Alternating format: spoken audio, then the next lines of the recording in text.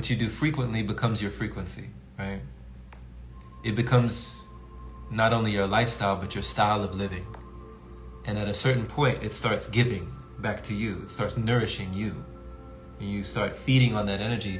And then it becomes part of your identity. You don't want to stop. Because it's no longer what you do, it's who you are. So that was the transition for me. It was like no longer I'm not just the person that likes to read. I'm a reader, so I read. What else am I gonna do? I'm not a person that enjoys walking. I'm a walker, so I walk. What else am I gonna do?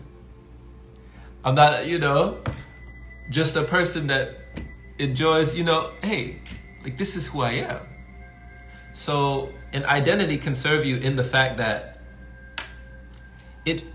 it creates friction in the mind when you try to go back to habits that might be less conducive for the state of conductivity that you enjoy being in.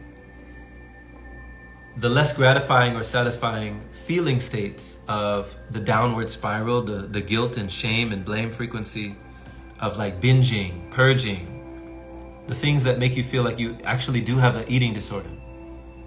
It's less likely that you will ever go back to that if you don't identify with that anymore.